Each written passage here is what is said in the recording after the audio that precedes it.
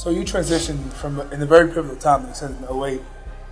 We've seen social media kick off since then. How is it you being a player then, when it wasn't really nothing too crazy?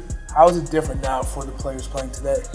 I remember my last 2 years, like MySpace had started and like was good, and like Facebook had like started like '05 or something like that, '04, '05. So Facebook was just for college students, and so I think social media now has become people's like primary source of information. Like not the news, not the 6 o'clock news, not the newspaper, but like the trend. It's all about the trend, like what's trending.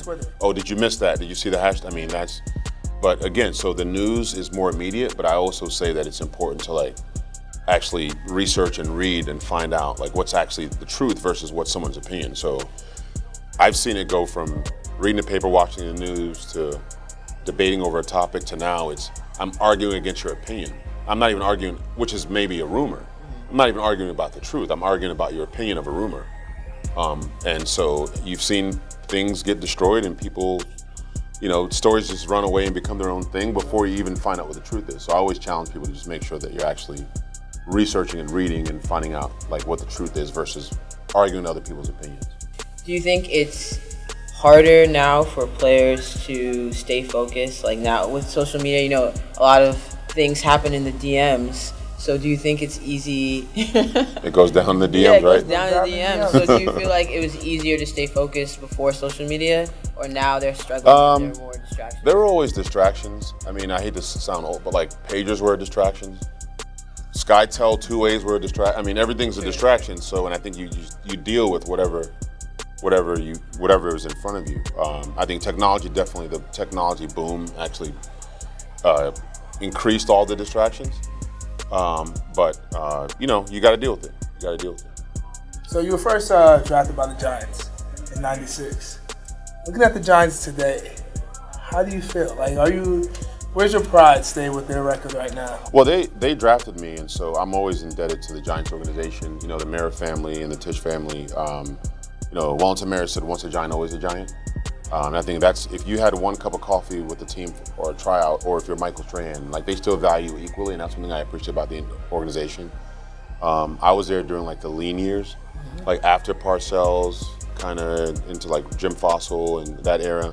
And then obviously they won 2 Super Bowls in the last 10 years, which anyone would sign up for that, right? I'm sure the Bengals would sign up for that, like anybody would sign up for that. So but I also think that the Giants, no matter what the record is, they've always got the right people on board. They've always got the right people on the ship. And from the owner to the front desk receptionist, like everyone's really valued equally in that organization. And I can't say that for every organization that I've played for. So Giants got their first one. They beat the Broncos 23-10. What stood out to you during the game as really working? What was the difference? Well, to go on the road in a place like Denver, where it's like literally hard to breathe in that environment. I played in that stadium, played in Wyoming in college, which is, it's higher altitude is really a lot harder to breathe. I think it was commendable, and given all the injuries they had and all the things that really affected them negatively, and just not winning a game, no one would have chosen the Giants to win yesterday, and I think that was really a character win.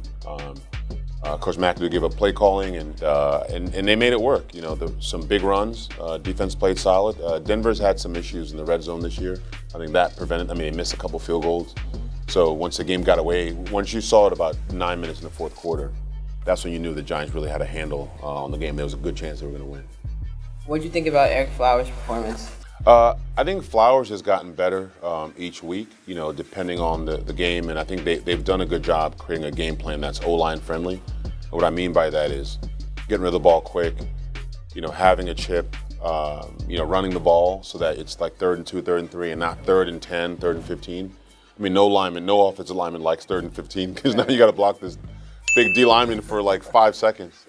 But again, as a young player, Ereck, he's very young. He's 23, his 3rd year in the league. I was 23, I think, my rookie year. I think I turned 23 that year. So I think, but the organization has shown that they're confident in him. So, I think the injuries have been a factor. Guys have had to move around. None of those things are winning formulas, but it was just good to see a W because now they've got confidence and you going into the next week.